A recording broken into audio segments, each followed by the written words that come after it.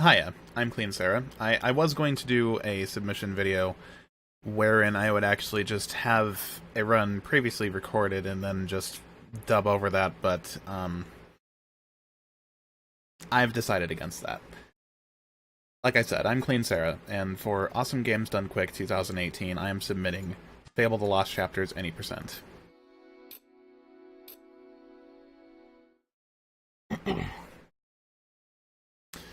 Timer would start here.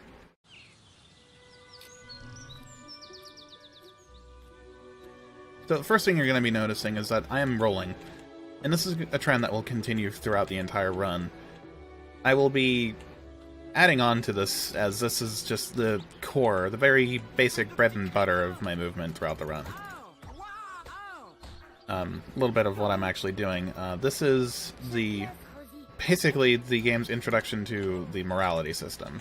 I just performed a good deed by beating up the bully. I'm going to be performing another good deed in a moment here by giving the girl the teddy bear that I had just received from the other little kid. Now, those two good deeds are important because I need to tell my father about them, and he'll give me 2 gold pieces. The reason I need these gold pieces is it's my sister's birthday, and I need 3 gold pieces to buy her her present. I just accepted a bribe from that man because he's cheating on his wife, and he doesn't want her to know about it. This will also cause guards to aggro onto me whenever they see me. So if I do get caught, that will waste about 3 or so seconds worth of dialogue and having to actually reposition myself to go in the direction I want to go. However, it looks like I will actually be able to successfully avoid this. Neat little trick that was discovered about a year ago. It's actually faster to just tell our sister no when asked about the chocolates first, and then you know, actually press the 1 key to physically hand them to her. So I just skipped the cutscene where the town was attacked by bandits. That's not too fun, is it? No. So I'm rolling back home, and my father is, well, he's dead. That's also not fun. Happy birthday, sis! I guess. So I just skipped another cutscene where I was introduced to Maze, a high authority in the Guild of Heroes. I just met the Guildmaster. This is Whisper. I don't like her, so I will punch her a couple of times. That's more than just for actually just me disliking her. It's actually a little bit of a setup on a little bit of a test skip that I do. Because tutorials are never fun and should never be slow ran.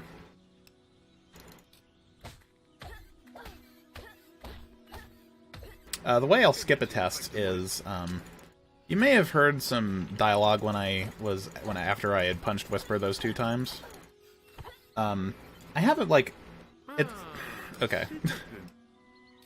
The way aggressive actions work in this part of the guild, you know, in the opening portion guild, I have a maximum of 4 aggressive actions before I'm sent up to Maze's Tower for a lecture. When I'm going to have a test timer going. When that happens, I'll hit the maximum of 4 strikes, but I won't be sent up to Maze's Tower. I'll actually instead skip the test, and you'll see how I do that. These guys are beetles. They can be kind of annoying at times. Thankfully, they didn't really seem to be all too annoying here. Bien joué, garçon. Les scarabées sont tous morts. Vous pouvez sortir des bois. The first part of the guild is basically just basic introduction to combat.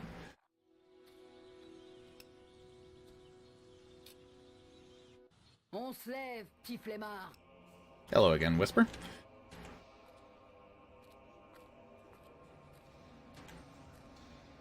There will be a few times where I won't actually roll, and that's like for really sharp corners and really sharp turns that I'll have to make at some points in the run. That is one such instance. So, the stick, while is pretty handy against beetles and dummies, I guess, is not the most effective weapon I will be using here. I want to be able to use a real melee weapon. My goal here is to hit Whisper 7 times, Or, you know, hit her staff, I guess. Now I need to block her 5 times. The way I'm doing this is actually a consistent method to basically manipulate her attack patterns. Now this is just a free, you know, a free-for-all kind of duel. Thankfully, this was actually a perfect setup. I got a perfect fight. That doesn't always happen. Sometimes she can block willy-nilly, just for the sake of blocking.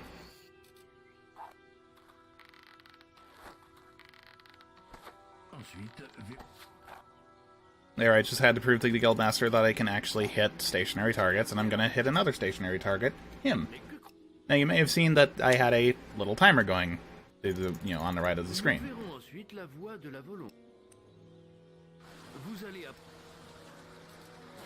I'm going to be showing the exact same concept here.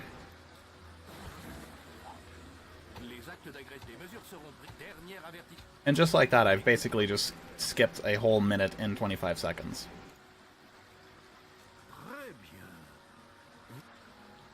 For some reason, the game just lets you progress, even though you've done, you know, committed aggressive actions like that. We're not exactly sure why it works that way, but we are very much thankful that it does. So we have one more test before we can graduate, and that is to fight Maze in the Guild Woods. This is pretty RNG-based wherever he decides to teleport, and unfortunately he did just break my hard target. I did not toggle it off myself. That can happen. It's kind of annoying, and it does slow things down a bit.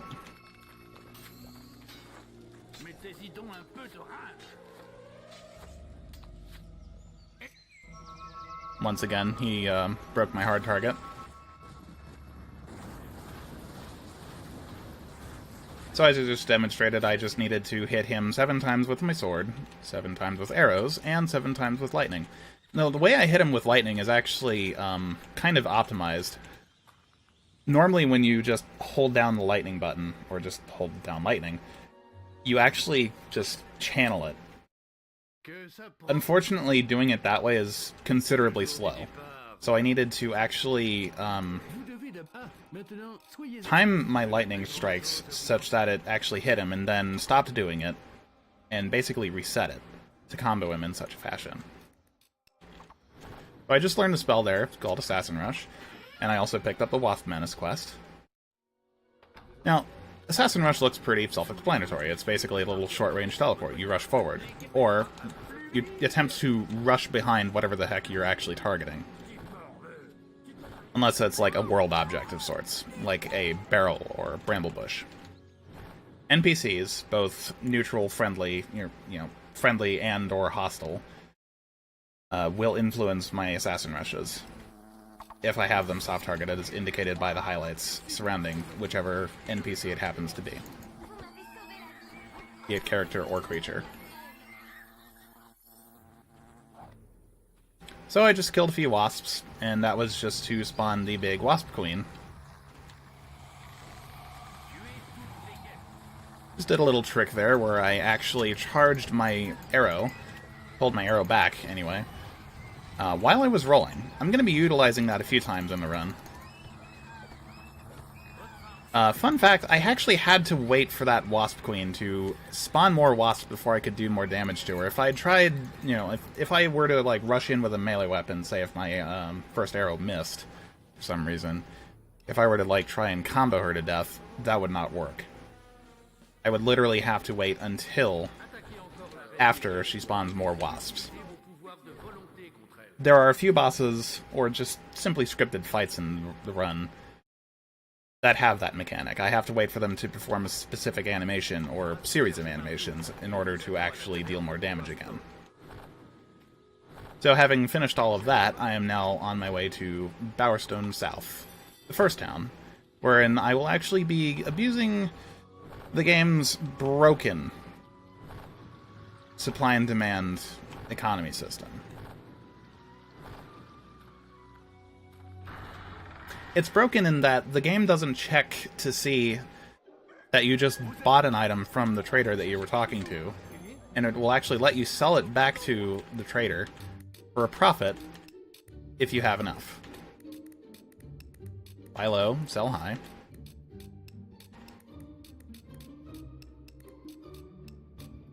It's important to note that this did not work in the original Fable, but for some reason it was kind of botched in Fable The Lost Chapters, so we just abuse it maliciously.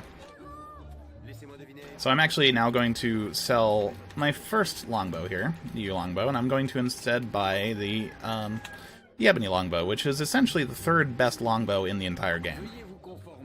A very handy weapon to have this early on.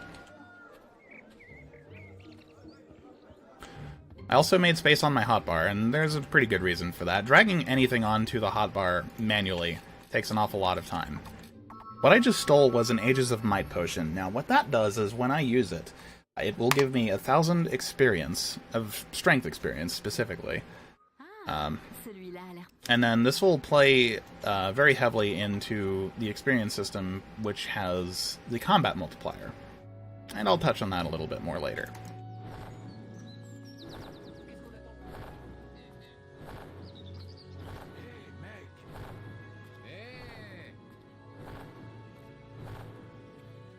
Assassin Rush, I should also mention, will give you invincibility during and shortly after for, you know, a small time. That will also come in handy later. This is fishing. It's pretty RNG. Thankfully, it looks like I have a pretty decently strong line. The fish wasn't being too compliant, though.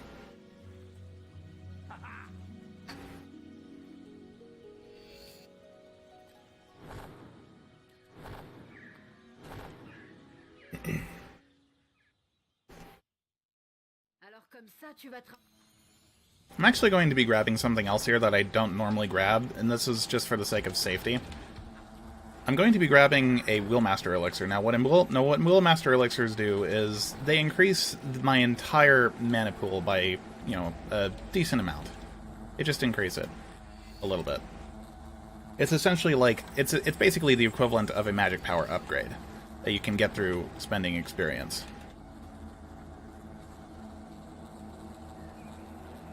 Only it's a completely different upgrade on its own.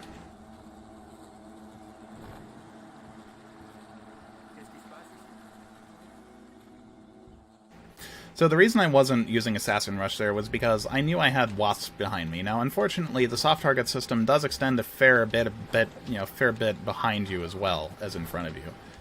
So if I know wasps are a little bit too close to me when they're even behind me and even off screen, I know for a fact that there's a pretty good chance that there is still a wasp behind me. Unless, of course, I can visibly see where the wasps are, as indicated on the map by red dots.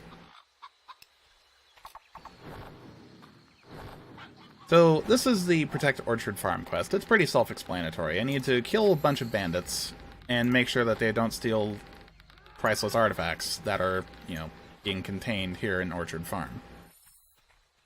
So I killed those bandits, lickety-split, and I'm actually going to be using these here guards to make sure that my combat multiplier, and that's the number 6 that you see right there, doesn't decrease at all. If it does, I'll be a sad person. Okay, it just actually kind of dropped on its own a little bit. It does that after a while, so you can't just linger about. I should be okay, though. These guys also won't live to see the end of the day.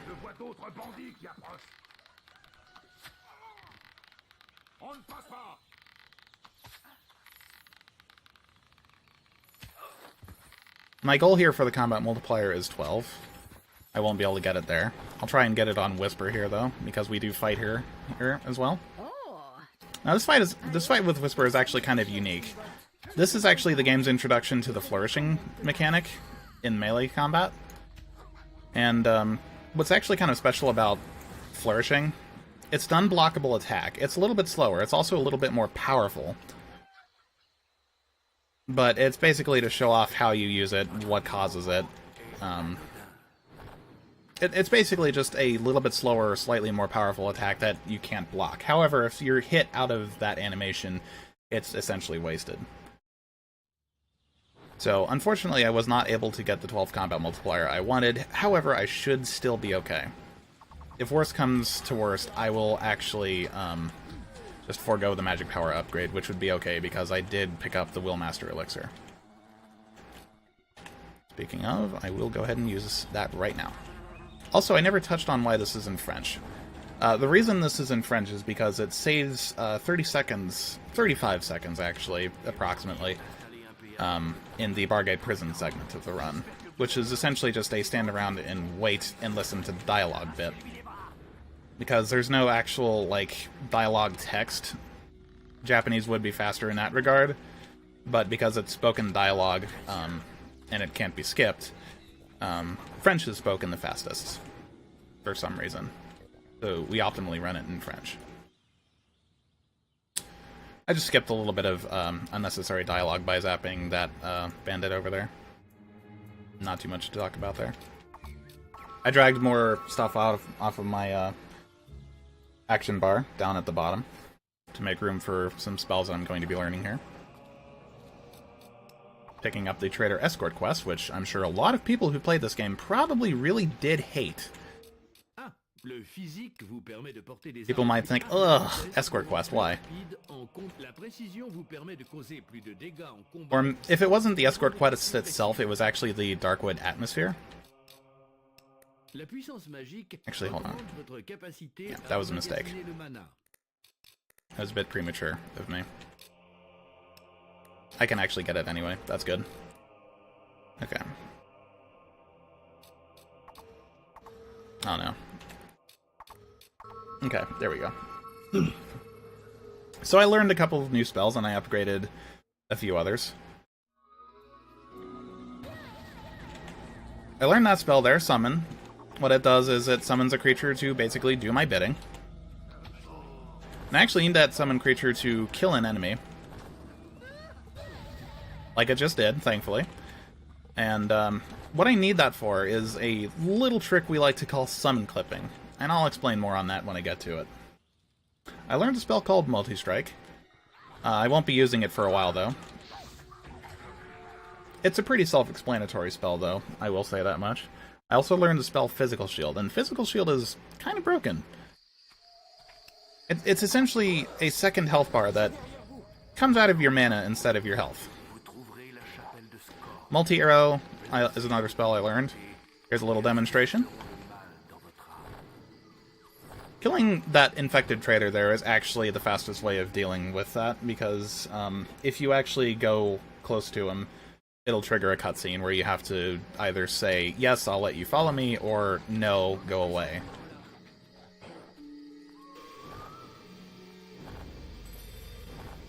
As I said, killing him is the fastest way. These are exploding spores, but with Physical Shield, I don't really need to worry about it. If I didn't have Physical Shield up, there would be a chance where they could actually knock me down. They don't do a whole lot of damage on their own, but they are pretty annoying and time-wasting if you get hit by them. That was an unfortunate side rush I was not anticipating at all. So, I need to wait for... I would normally need to wait for both of these guys to go back to the camp over here, heal up, and then I need to wait for them to re-follow me. But I actually killed Mr. Yellow Hat there because most oftentimes he takes the longest, as opposed to Mr. Red Hat. I knew when to actually go into the next screen when I saw the green dot indicating Mr. Red Hat turn around.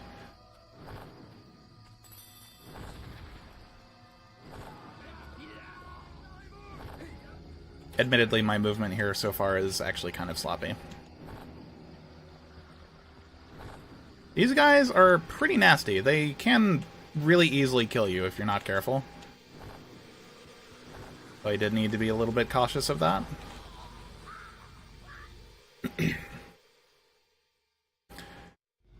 Okay. So this is... I'm coming up on another... It's not really a scripted fight like the Wasp Queen was, but it is a scripted fight all the same. This is an Earth Troll. Earth Trolls are... they can be challenging, but they're not too bad.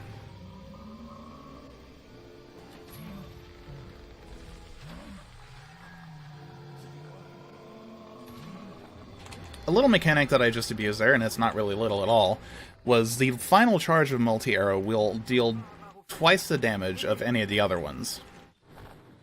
So if I get a fully charged arrow shot in with multi-arrow on the last charge, it is going to do a tremendous amount of damage. Maz souhaite encore vous parler. Il se trouve dans la taverne d'Oakvale. Ça semble plutôt urgent. So, before I go into the hometown of Oakvale, yes, we are going back home, kind of. I needed to make... I needed to be day, because trader shops are not open at night hours. So, if you remember that little buy-selling trick that I did in Bowerstone, I'm going to be doing the same thing here, but on a much larger scale. Just pay attention to the gold count up the right-hand corner, and you'll see what I mean.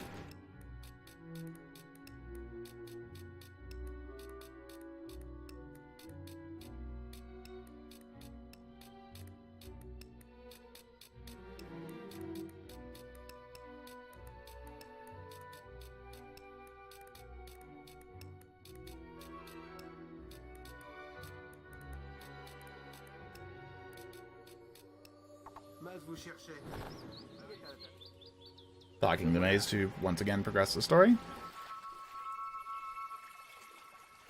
And this is actually a point where you would normally be forced to go back to the guild and take a quest card to come back into this area, wherein you would normally have to do a little stealth bit, which would involve either sneaking past 3 bandits in order to actually gain entry into the next area, or killing them and not being seen in the process. Now, I mentioned summon clipping earlier. What I just did there was I used a knowledge of where my summon creature would be, and I was also using my knowledge of the zipping behind property of Assassin Rush to basically plonk a portable hitbox right behind a wall through which to rush. It's actually a really beautiful thing that I'm 90% sure was not intended by the developers.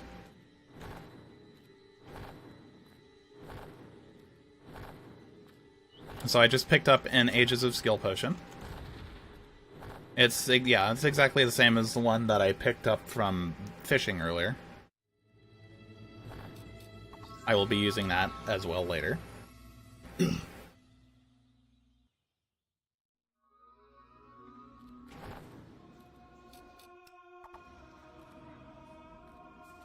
Quest I just picked up there is called Find the Bandit Cirrus. So I just sold my ebony longbow. I'm replacing it with a master longbow, the second best longbow in the game. Bought a master greatsword, which I am now equipping, and I bought some more will potions, as I will be using a crap ton of them throughout the run. I'll basically be buying will potions at every opportunity that I can possibly do it in, as you may have seen in Oakvale already. So I'm going to be using the same premise for this gate here, which actually happened way better than I expected it to. I will be completely honest.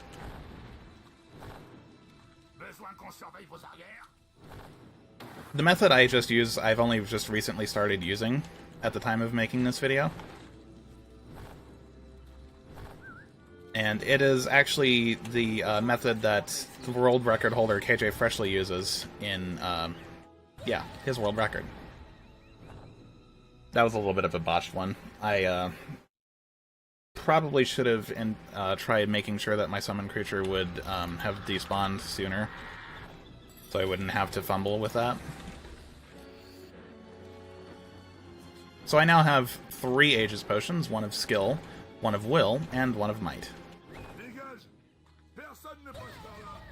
Each of them essentially the same as the first 2 that I used. This here is Twinblade. Now, Twinblade is a giant of a man, as is evident by, he's a giant. I basically can't do much for damage to him right now because he still has his guard up, essentially. This is the moment I needed to wait for. It's all on a timer there, waiting for him to stab his swords into the ground.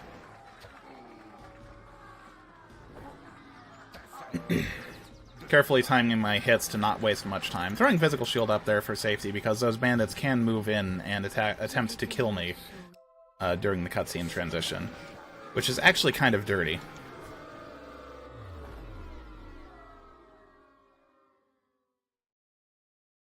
But thankfully I got a 2-cycle off without hitch.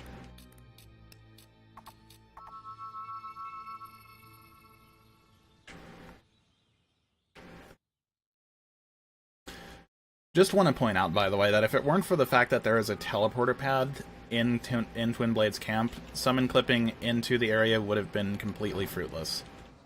And it would not have saved any time whatsoever.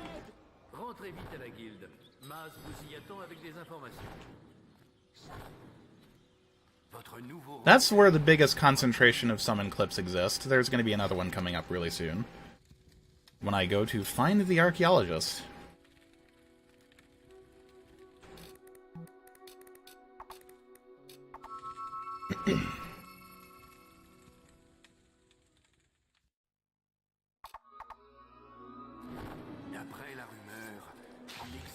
So, you may notice that I'm not keeping my greatsword out when I'm, when I'm focusing on movement.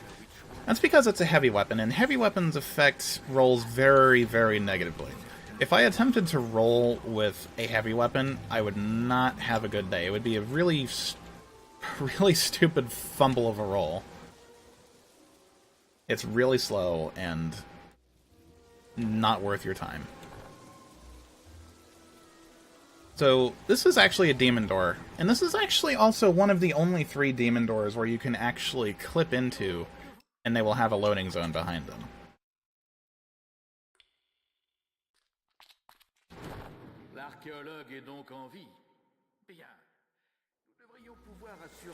So, as Maze is going to say right here, I should go back to the guild right now because Knothole Glade's in trouble. Guildmaster will reinforce this statement later on when I get to Knothole Glade.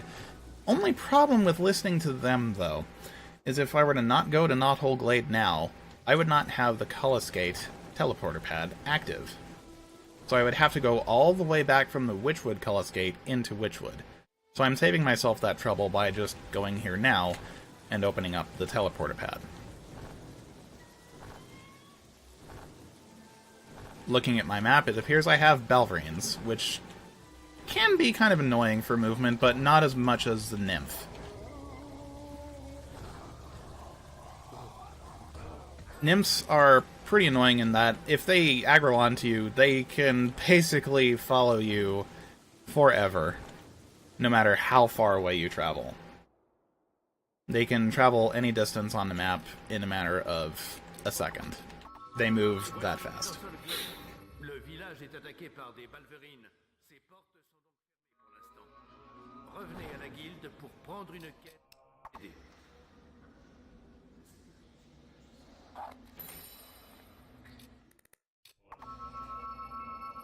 So now I'm going to go hopefully kill the infamous White Balverine.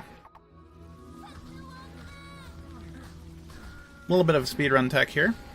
I have to look away from where the Balverines here will spawn. Balverines are essentially werewolves, by the way.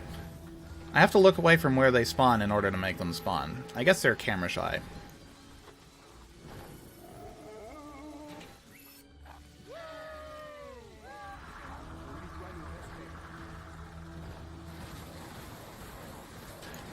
That counter there is basically just a hit counter. It's trying to enforce the fact that you can't really hit this thing with any normal weapon. You need a really special weapon in order to do that. I also shot him one last time there, not for a hit counter or anything, but it was actually just to skip a howl animation that we don't need to sit and waste time watching.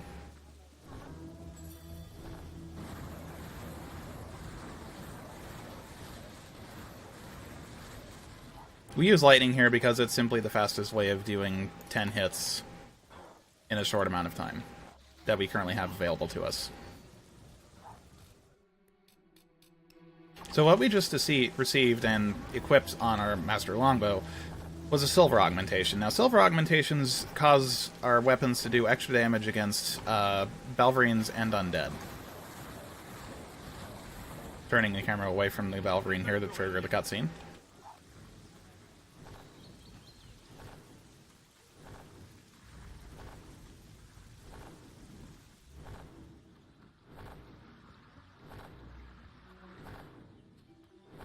Now, one might think to themselves, okay, shouldn't you be using multi-arrow for this Balverine if you're using the Master Longbow with the silver augmentation in it? Well, I mean, yeah, you could, but what I'm after here is another combat multiplier. Specifically here of at least 20. Hopefully 22 is my goal. So I did enough damage with that first shot to trigger the summoning Balverine friends.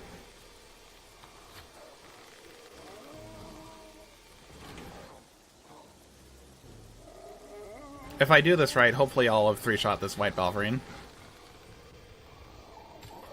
Nope, I didn't do it right. Darn.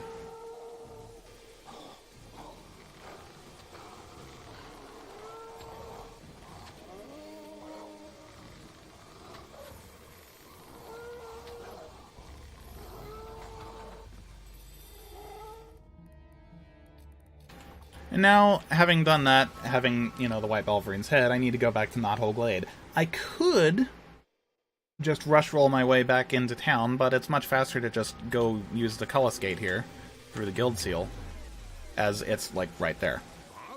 And I don't have to travel all that extra distance again.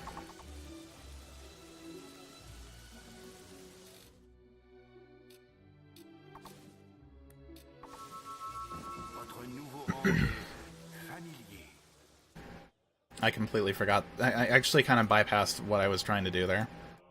I wanted to make more space on my action bar again. So I just picked up the arena quest. Now, a lot of people who played Fable probably will know exactly what the arena is. This is also going to be our experience grinding portion of the run.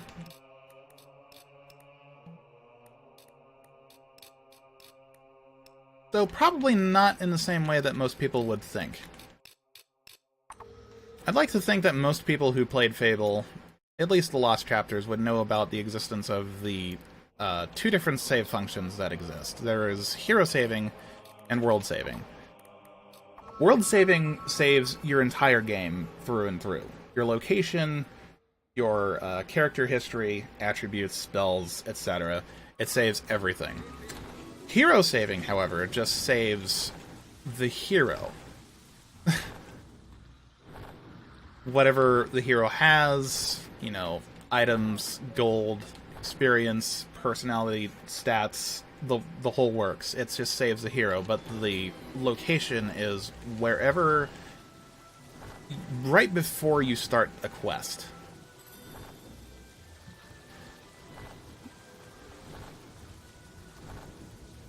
So this is a nymph right here. They like to giggle, and as you can see, maybe by the red dot on the map, these guys move really fast. I also have not used Berserk at all, which is the spell I got. I should have been using Berserk that whole time, actually, so I kind of lost time there.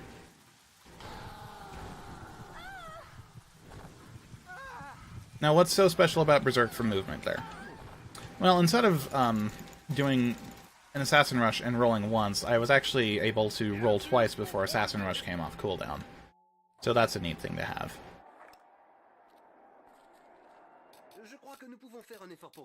I'm going to buy will potions, I'm going to also buy a sharpening augmentation, piercing augmentation, and a silver augmentation. Now, if you recall the damage I did to the white Balverine with a single silver augmentation, just wait. Just wait. Okay. So while I'm pushing Al here over to an area where I think he should be, I'll go ahead and touch a little bit more on the spells that I got. Force Push. It's pretty self-explanatory. You push the button and it creates a force from you that emanates outward, pushing both enemies and allies alike a certain distance away from you, depending on how far away you were from them. It also deals a bit of damage, both with the initial push as well as actually hitting any wall or object that they happen to be pushed into. Okay. An example of Inflame.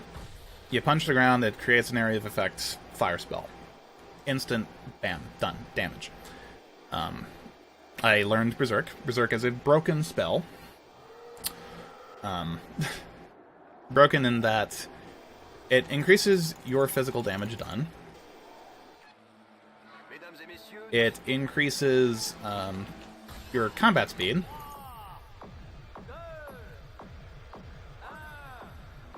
And when you're hit, it also increases your damage further. Even on top of that, it makes you essentially immortal. As long as you're in Berserk, you cannot die. Force Push has another added effect. It builds combat multiplier against corpses. Both hostile and friendly. So I'm going to be using this basically all throughout the arena to build a high combat multiplier. My goal here is 100. Now you might think to yourself, okay, are you going to be using any Aegis potions? I didn't see you pick any more up. Actually, that would have been the case were I using an older route. No, I'll actually be spamming the spell Summon, and you'll see exactly why that's preferred now. You may also ask yourself, okay, you said you, when you go into Berserk, you increase your physical damage done, so why did you just use Inflame there? That doesn't affect any of the Inflame damage. No, but it does affect the speed at which I do use Inflame, so it kind of does, in indirect fashion. You Inflame faster when you're Berserked for some reason, so we abuse that. Especially on the Hob round. We also can use Force Push to cancel death animations, as I will be doing a lot in here. Especially on Balverine Wave, when I get to it. Balverines have a very slow death animation that I would rather not watch.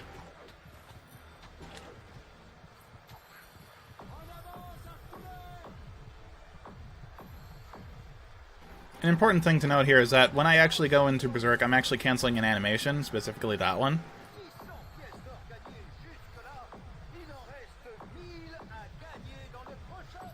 I also cancel an animation anytime I come out of Berserk. Except there, where it just auto-reverts. So, we're here with Whisper again. She's actually kind of a nuisance at this point. She'll have one nice benefit later, but I'll touch on that when I get to it. For now, though, she's just a distraction for your enemies. And she can also just...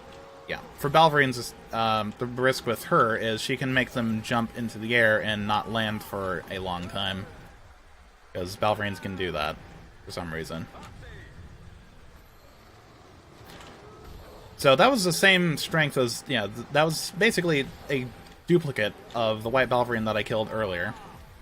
Same stats, same everything. Dead within one shot. One shot, one shot. That is the power of my accuracy setup. Master Longbow with 2 silver augmentations.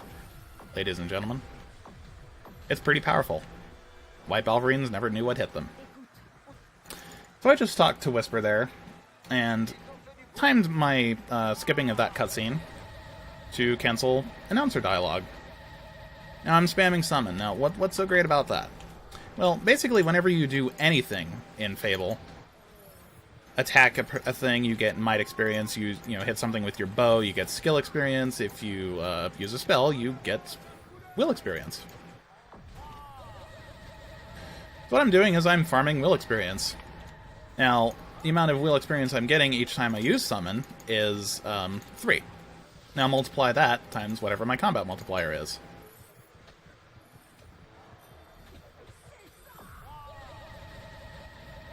And bear in mind that I'm basically hitting 3 buttons at once. So that's 3 times 3 times my combat multiplier. A lot of times every second.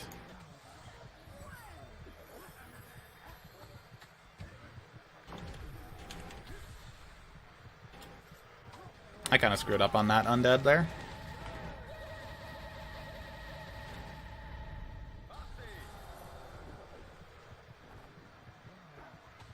That was unfortunate. Also a good example of how I'm just gonna say how dumb the soft target system is in the game. You can influence it, absolutely, but you do not have complete control over it. It can do whatever the heck it wants to do. Without reason.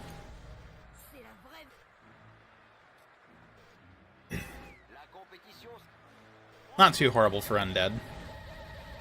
So now I'm going to be fighting a bunch of bandits. This is arguably the hardest round of the arena, because I stand a really big chance to lose my physical shield at any given point during this round. And that's especially crucial to keep my physical shield up the whole time, because if I don't have it up, I'm vulnerable to getting hit, which means I can... I stand the risk to lose my combat multiplier. That's the really biggest part of why physical shield is so broken. Because if you're hit with it on, you know, you hit and you have physical shield up, you don't lose your combat multiplier ever. Unless you're also knocked down as a, you know, hit after it gets, you know, oh god, hold on. Oh, okay, that was actually kind of scary. I accidentally I deactivated it myself. Accidentally. Don't want to ever do that. I thought I saw it go down.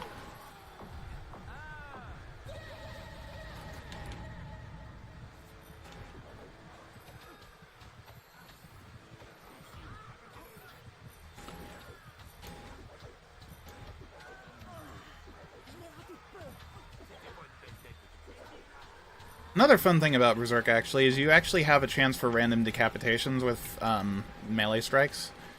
That's even with an unarmed swing as well. You don't need to have a weapon out in order to decapitate somebody. You can actually punch someone's head off in this game.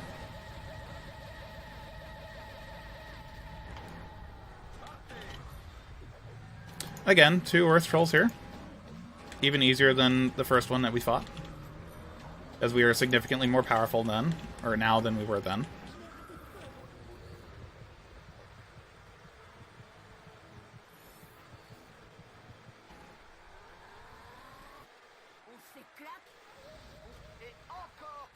Wow, I really misjudged that timing.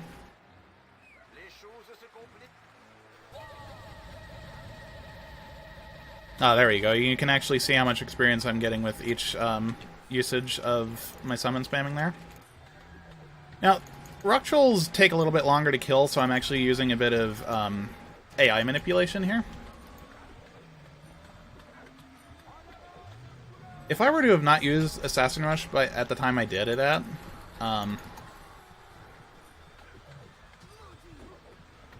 this rock troll, the other one as well, could have possibly did a jump and land animation, which would summon a rock of, you know, a circle of rock around it, which would have prevented me from doing any damage whatsoever to it.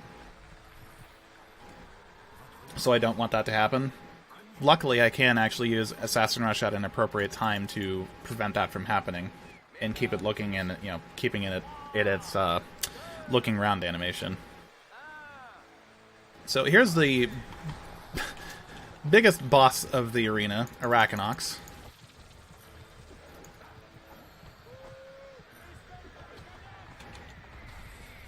Ah, that was really unfortunate. What I wanted there was to actually be able to do enough damage to skip that diving animation that it did there. Or burrow, I guess it is.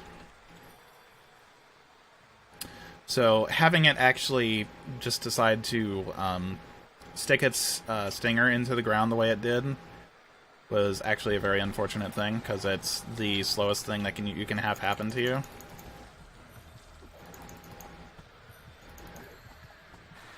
There we go, that's what I wanted to have happen. I wanted to, yeah, like I said, I wanted to skip that burrowing animation.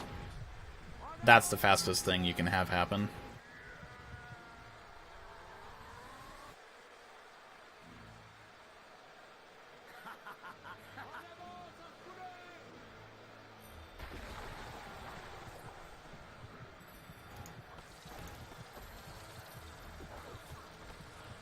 Now, I kind of want to make sure that Whisper doesn't touch him while he's dying, because if she does, she can actually prevent me from gaining the general experience orbs. Which is actually kind of annoying. After doing all the hard work to kill him, she can just steal the kill. So now we get to fight Whisper. There is a possible incentive here to actually kill her. For the sake of this video, however, I will not be doing that. It is actually slower.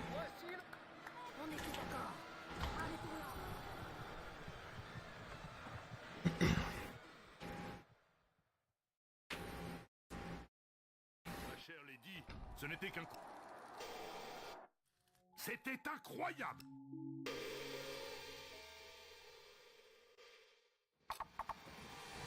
And that is the arena. So in that cutscene that I just skipped, we are told to basically go meet our sister at the Grey House. By the way, the bandit Cirrus was actually our sister. She survived the bandit raid, and she is going to tell us here that our mother survived the raid as well. Our father, however, no, he was definitely dead.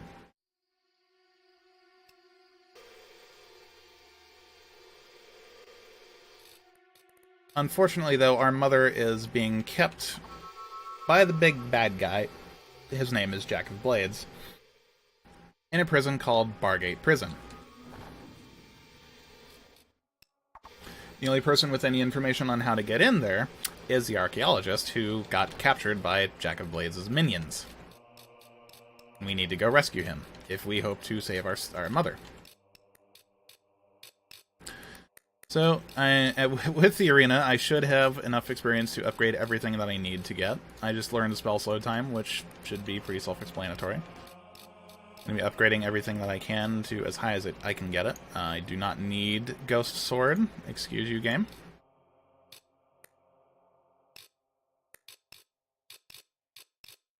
That was a little bit of a mistake, my bad. I want to reposition slow time there because I want it readily available. And I am now going to Bowerstone South, because I now have access to Bowerstone North, which was previously off limits. I was not well known in Albion enough to actually be there. Fun fact, however, your renown stat does not play any factor in getting into Bowerstone North. It is literally a story progression marker, so to speak. Now, what's so special about Bowerstone North? Why would you want to get into this place early? What's so special about it? In here is the most powerful weapon in the game, bar none. The Solus Greatsword, for sale, for roughly 70,000 gold. I know. I know. It's a pay-to-win game. But that's only because, for the sake of the Lost Chapters, the actual, quote, best sword in the game, end quote, received a pretty hefty nerf. Because it was given a good guy equivalent, so to speak. If you wanted the Sword of Aeons in Fable, you'd have to kill your sister. Spoilers, by the way. The Solus Greatsword, however, was not touched at all. So it is, without a doubt, the most powerful weapon in this version, bar none. I had to actually not really touch too much on that clip there, because that's actually, it has a very strict timing window. If you want it to be optimal. Not really much to say here, just a whole bunch of movement. On this next screen here, I'm going to be basically... It's encouraged that you go fast here, because if you do go fast, you are rewarded for going fast. There is a timer there. I don't believe it is actually affected by slow time. I could very well be wrong. It's been a while since I have actually tested that. But there's actually a bit of a hidden timer here. Of, I think it's like 30 seconds.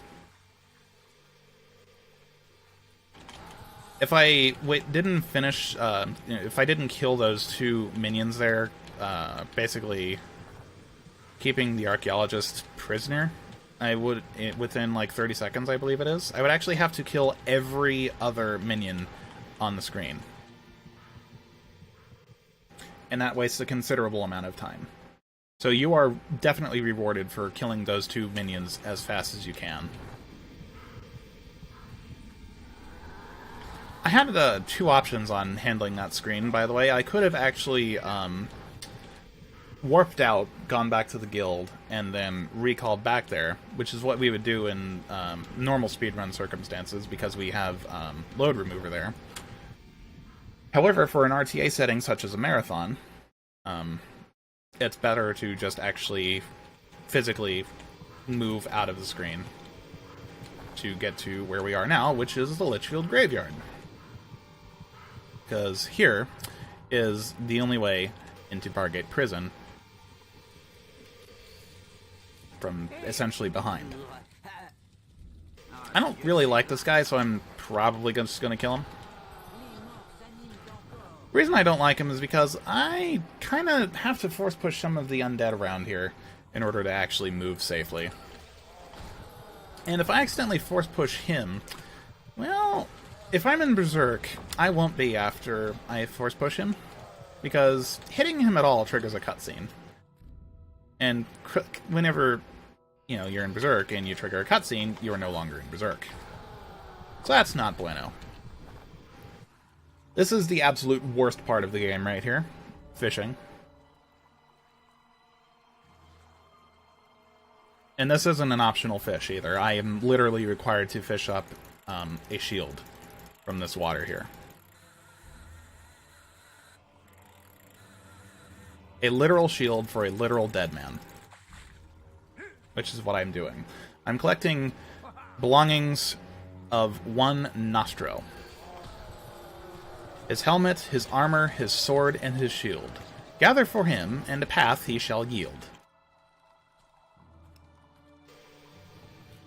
Which is what I have just done.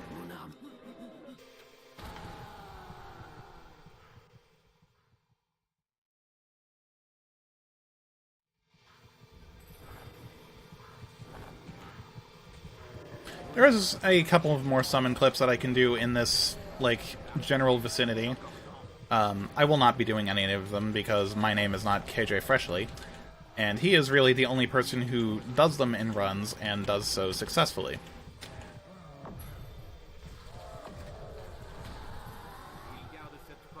The other runners have yet to figure out his secret. That is really unfortunate what just happened. I just had actually a regular undead spawn and basically take the big hit that was supposed to be for the big undead for the big undead. So I ended up killing a small undead instead of the big one, which I needed to kill to trigger that cutscene to unlock that door.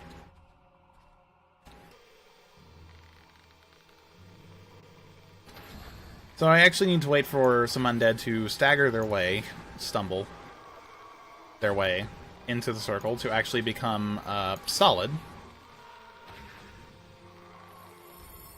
So I can actually hit them with my longbow. Now here it's actually vitally important that I use slow time before I use Inflame, because if I were to use Inflame before slow timing, I would very much run the risk of pushing those undead out of the circle, which would mean I would not be able to damage them again until they got back in it. Obviously that would waste, again, a considerable amount of time. So, that big thing that you just saw in the water there, that's a bit of foreshadowing. I'm going to be fighting that thing later.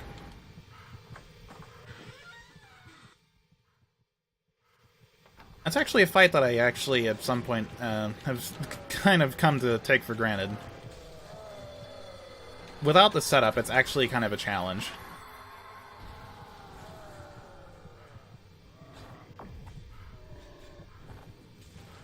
Undead are also pretty hard for movement because they can just essentially teleport their way to wherever the heck you are whenever they want to. It's not really whenever they want to, it's whenever they actually reach a certain distance away from you. Or you have just simply gone too far away from them, and they will just teleport there.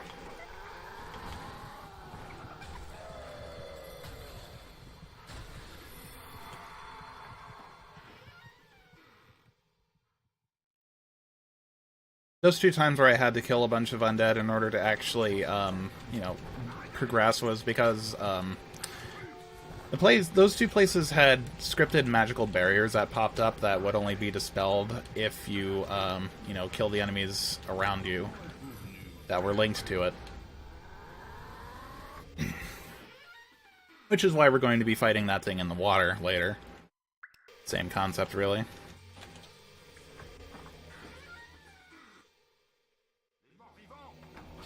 And you might just think, why don't you just summon clip them there? Well, it's not really saving any time there, if you do.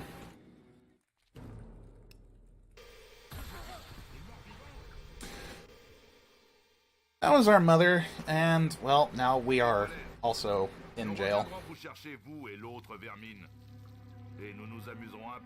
And just once again, this is where the time save from playing in French comes from. Du calme, Tips, du calme. Gardez cette énergie pour plus tard. Vous en aurez besoin. N'essayez pas la magie, elle ne marchera pas ici. Since there really isn't much to talk about here, this would be a very optimal place for a bunch of donation reading. Psst, vous, dans la cellule d'à côté. C'est vous qu'ils ont torturé au tisonnier si longtemps. J'entendais vos cris jusqu'ici. Mais pas de quoi avoir honte. Ces types s'y connaissent en tortures diverses. Attendez un peu, je vous connais. Vous êtes chasse-poulet, n'est-ce pas? Vous êtes le champion de l'arène, celui qui a renoncé au gros lot pour laisser Whisper vivre, hein? Les gars comme vous sont rares ici. Vous avez fait quoi? Tuer un maire? Ou des gardes, hein? Je parie que ce salaud de directeur n'en revient pas de sa chance. C'est son anniversaire, là. Tous les ans, on nous sort de notre cellule pour nous mettre au soleil. Qu'on se rappelle comme c'est bon. Puis retour au cachot direct. Il le fait pas par bonté non plus. On doit courir dans la cour et eux, ils prennent des paris sur le gagnant. Le vainqueur gagne un séjour dans le bureau du directeur. Ce qui s'y passe est horrible. Je peux pas en dire plus. Au moins, on peut observer son antre. Il n'y a plus que des meubles et des livres, je vous l'assure. So, as Tibbs there was just saying, we've come upon the warden's birthday, wherein he has the inmates race, or a special prize. We will find out what that prize is after we have presumably won the race. And there's nothing really too special about these races. We'll be utilizing both our movement technique, rolling, and we'll also be taking a few shortcuts, which I personally never did take as a kid, because I was always kind of worried that something bad would happen if I did.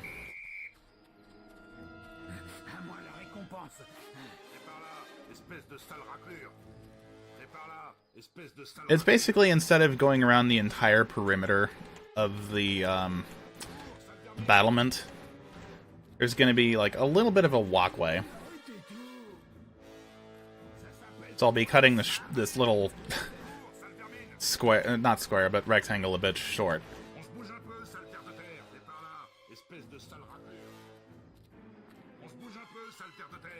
The guards all around will also be criticizing my speedrunning abilities. Bienvenue dans mon... La triste complainte de l'oiseau en... We have earned ourselves a singular reward. One of the Warden's world-famous poetry readings, and I just screwed up. Contemplez le vif, l'audacieux moineau, lorsqu'il survole ce triste pénitencier. So, that's a good example of what just happened there. Oh my god, I did it again! Rien ne peut l'atteindre, pas même un... So the meter that's increasing as I'm moving is a sound meter, a detection meter, and if that reaches full, I will be just plonked right back at the door again. qu'il fut mis dans une cage. I can't believe I just did that like that many times. I feel really ashamed of myself right now.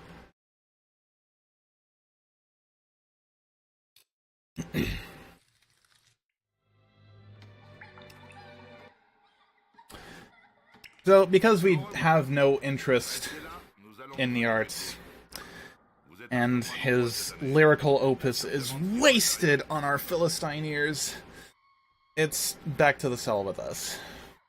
And we actually just got done spending a whole year in the torture chamber. Yeah. Still better than his poetry reading, though. God bless. Mais j'ai rien fait. Ces gardes mériteraient d'être éventrés pour sûr. An unfortunate fact of the game, yeah, I just said unfortunate. An unfortunate fact of the game is you will never, ever, ever get the key the very first year. So you can actually lose the race if you really needed to. And it's actually a viable strategy to just actually lose that. You will not lose too much time if you lose it. And skip cutscenes. Wow. Escape early. Thought I saw the fade happening. Not like this.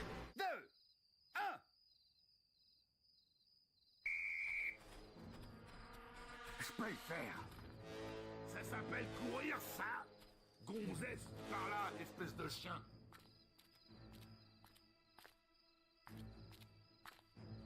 Cours, sale vermine.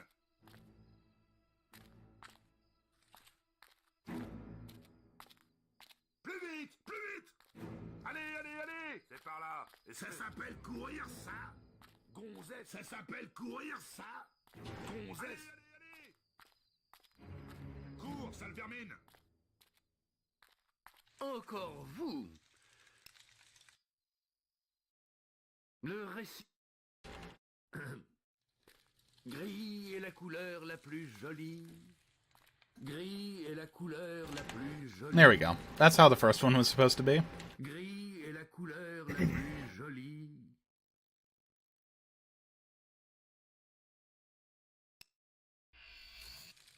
Le directeur a perdu sa clé.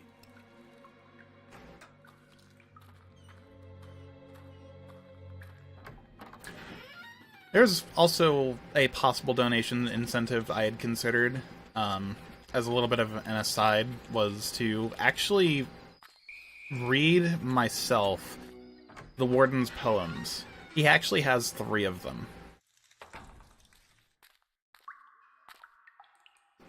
I'm actually kind of on the fence about the idea personally because they are pretty bad poems, all things considered.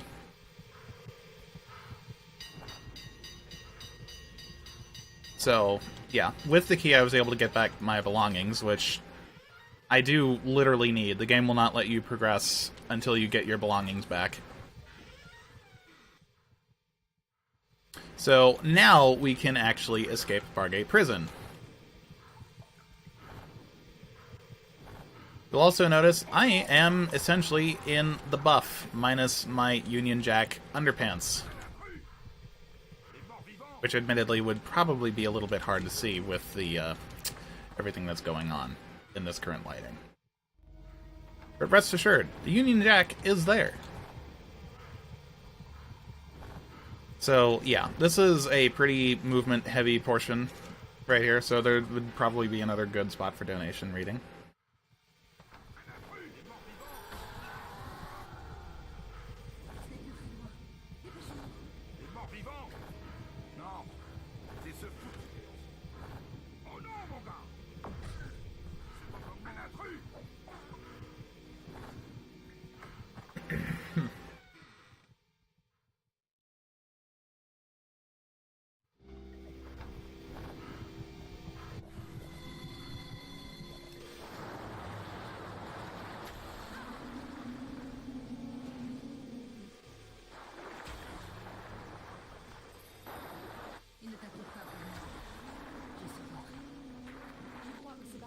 So, this is the Kraken, and what I just basically killed were its tentacles.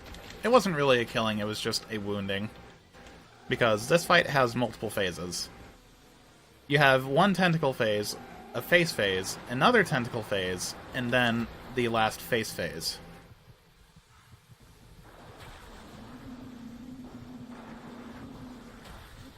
The inflames, the tentacles take 2 inflames to kill on the second phase for tentacles because they just have more health that time around.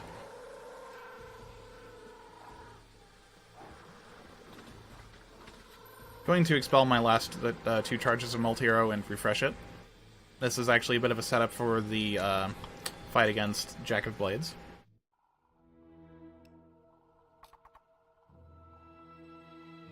With that particular setup, Kraken is actually pretty easy. if you don't have something like that and you're trying like a no upgrades type of run where you basically have like bare bones minimum, like no, no experience spent at all, it's actually a pretty challenging fight.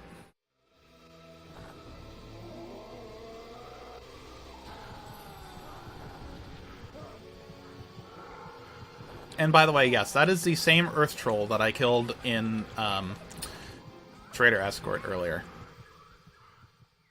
So it never actually finished dying until I returned there.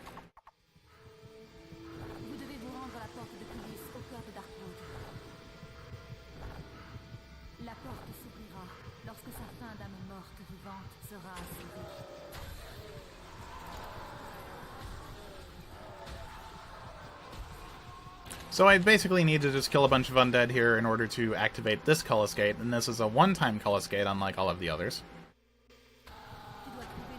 to gain access to the town of Hook Coast.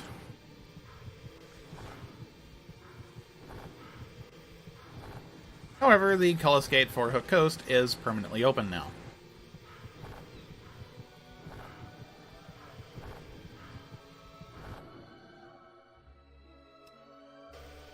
So there's a magical barrier here that really shouldn't be here.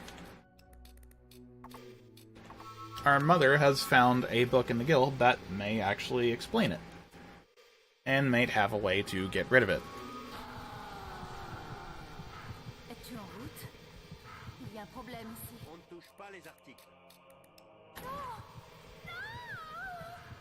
That was our mother screaming no. Something is definitely going wrong. She's in Maze's tower.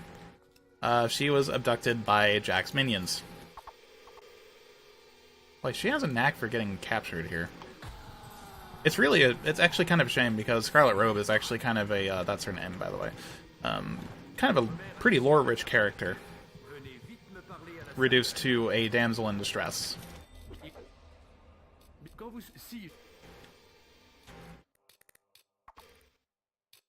So, there was a book in Maze's tower. Maze wasn't there. I wonder if there's any correlation there. He did kind of have an evil undertone. Though he didn't seem inherently evil.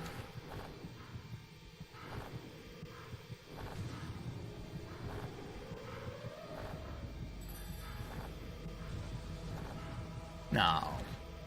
Nah, Maze is cool. He wouldn't do something like that. He's not a... Nah. He couldn't be responsible for this. There's no way. Maze is a cool dude. He helped us in the beginning.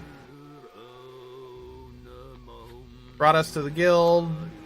Got us on our way. Nah, he's a cool dude. Come on. There's no way it'd be him. Oh, rip. It was actually Maze. Gotta kill him now. So this is actually a pretty technical fight that's kind of hard to verbally explain on a pretty fast basis, but I'll try and summarize it with...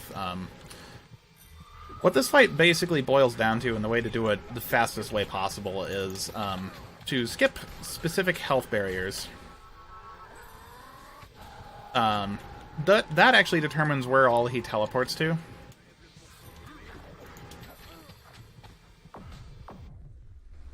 The two phases, the most important phase you want to skip is the lighthouse phase, because rolling up the lighthouse and going up there is a considerable pain, and is immensely slow. So, using Berserk, Multi-Strike, Max Physique, the maximum of what we have access to at that point, we were bypassing health barriers. As you saw, I forced him to teleport once after that very initial teleport, from, getting his health to, I think it was, like, 2/3 or so? I did a lot of damage to him in the first attack.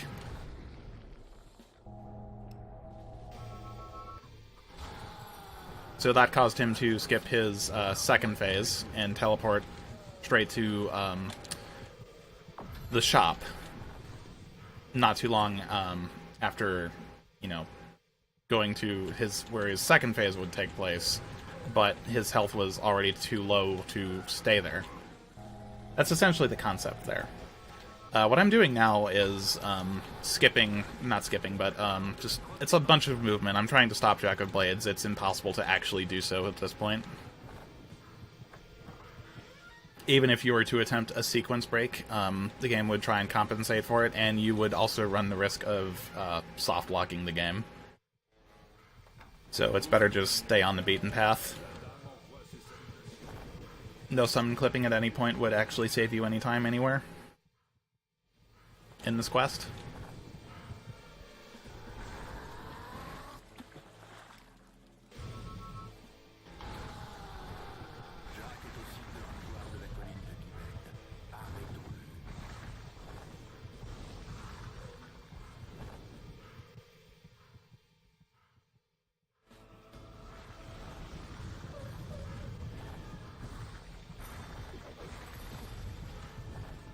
So, you may have noticed I may have killed a couple of ghosts.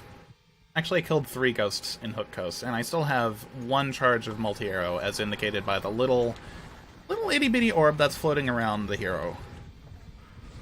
Right about waist level.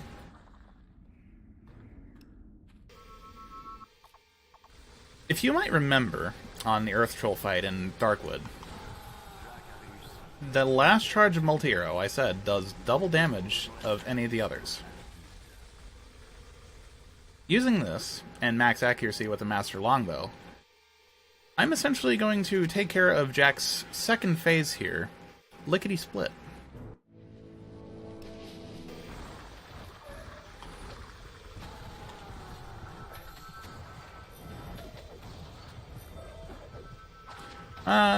This fight here is actually really simple.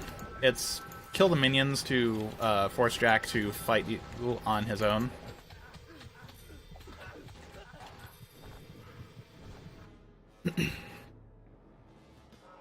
Obviously push his health down to, it starts off with, you gotta hit him, preferably with your sword in the first phase, because that's the fastest way of doing it. And now he is in the air, so your sword will not be effective. You have to either resort to archery or magic. And unfortunately,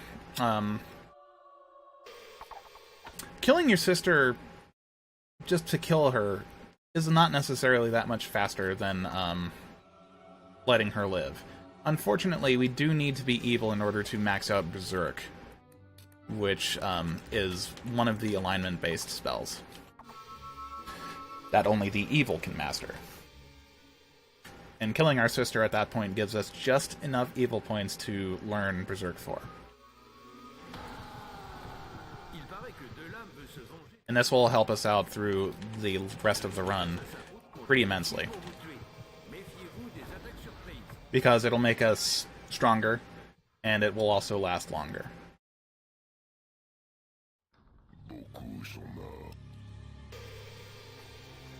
This is another demon door that you can actually summon clip and have a loading zone behind. The other one is actually in Litchfield Graveyard, but unfortunately, summon clipping it during the quest would do absolutely no good, because there are certain triggers that need to happen. Fireheart Prophets, Prophets of the Fireheart puzzles are actually pretty simple. These have been optimized to be the fastest that they can be. Not really too much to say here. We don't necessarily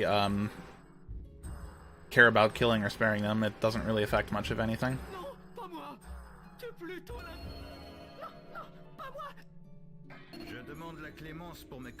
In the cutscene, they actually say that it doesn't matter if you kill them or not.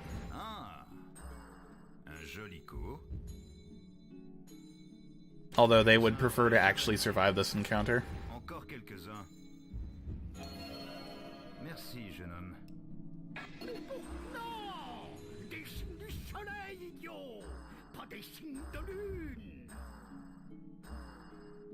Basically, the way this was optimized, I should say, is to reduce the amount of 180-degree turns that you take during the puzzles. to as low as you can possibly get it. And the patterns I just used are the most optimal way of doing it.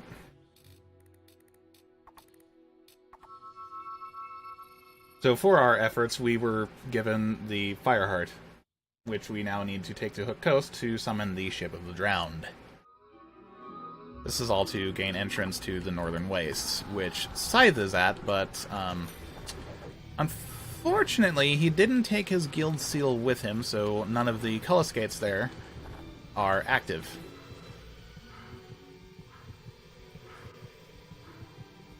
If you actually go into Maze's quarters in the very beginning of the game, in the guild segment, you actually can witness the cutscene of him talking to Maze in his quarters, which is actually kind of cool. Wow, that was actually kind of lucky. Okay, so that was a summoner. I just killed it lickety-split, but don't be fooled. Summoners are actually really, really tough. They have a lot of health, and they do a lot of damage if you let them.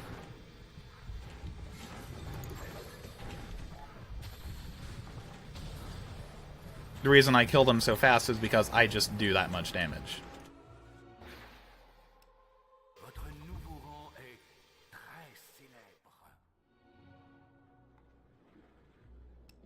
So we just spent a 1-year cruise through vast seas, cold temperatures,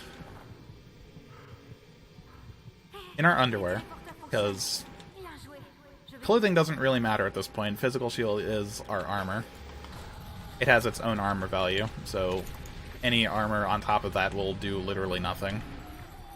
So this is another one of those little scripted health barrier animation type of fights.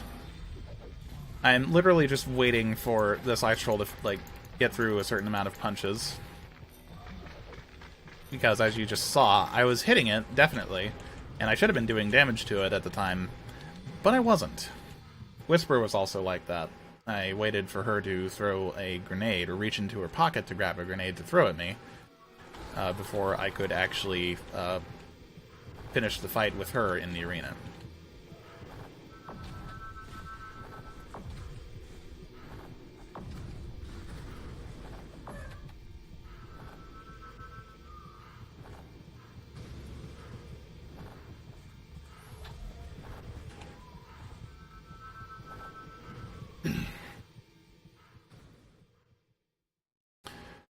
A lot of TLC, honestly, is, that's the TLC content, I should say. A lot of TLC is just a bunch of movement to and from specific places. There's a bunch of teleporting. There are a couple of fights strewn across here and there, and we're also coming up on the other big RNG portion of the run, which can lead to either a PB or a dead run. Because every great speed run has to have that one run killer. Or two. The Nostro Shieldfish certainly qualifies as a run killer.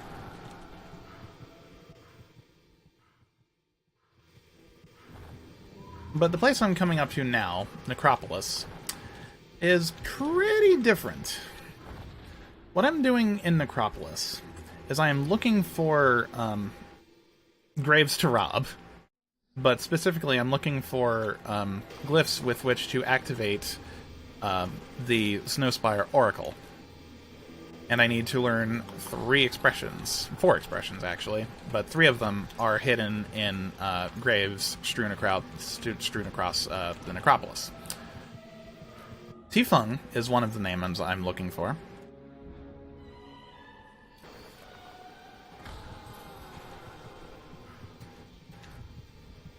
The other 2 names I am looking for are I Love It and George W.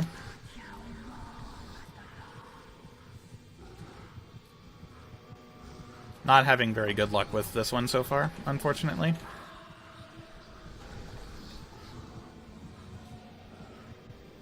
Big Lever. Luck could use some of that right now, but I'm unfortunately not getting any.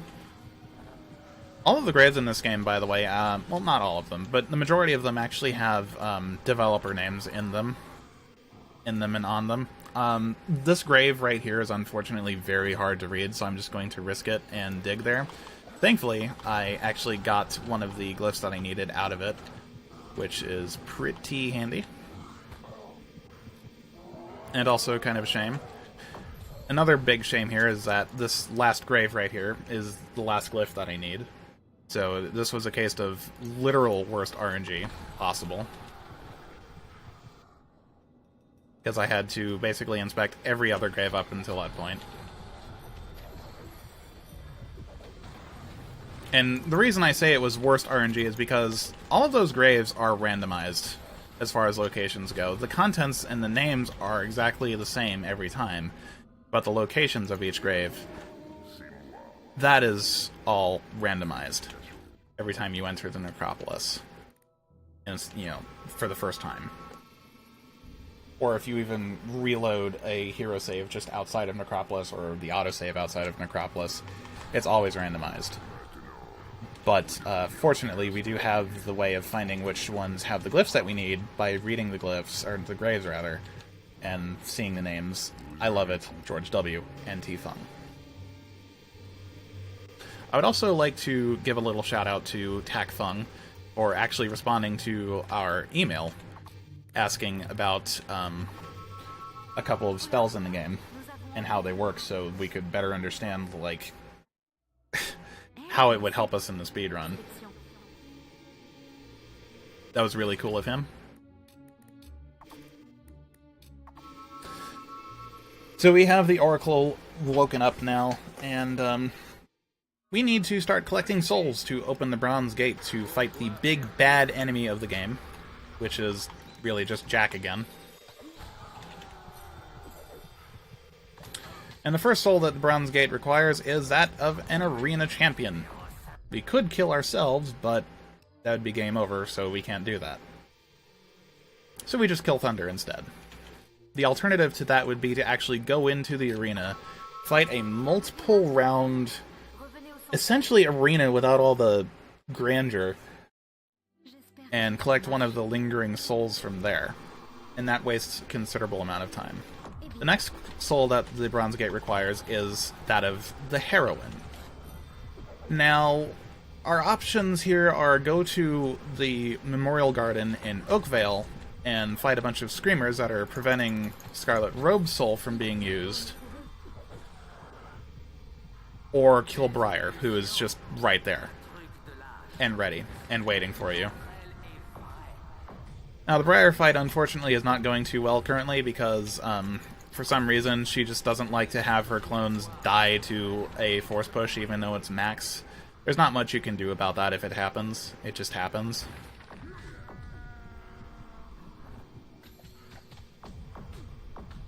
If you can just get past that, though, it's fine.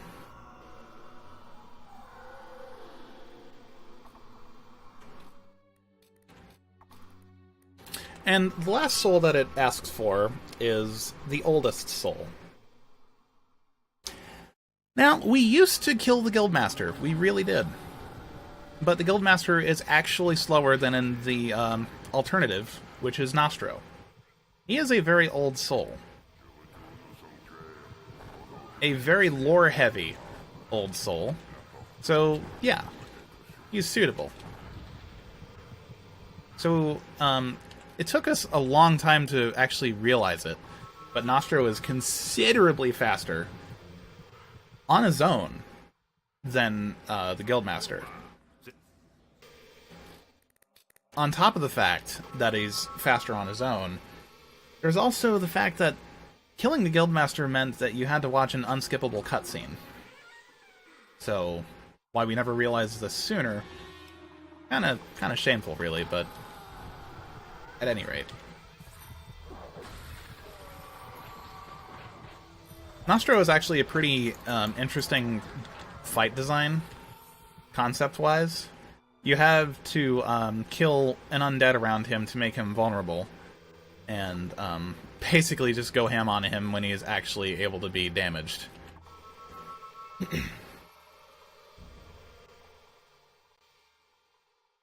With our setup, though, he's actually pretty easy. So we now have fed the Bronze Gate all the souls that it needs, and it is now open for us to go fight Jack of Blades yet again. Great, another fight with this mask guy. But he's not wearing a mask! No! No, no. He's a dragon. Because that makes sense.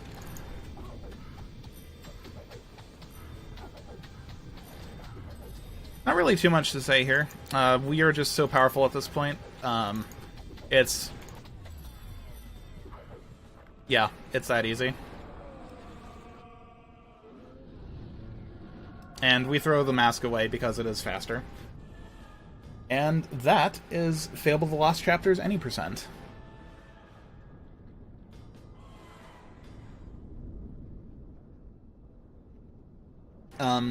If you've made it this far into the video, I thank you for your consideration.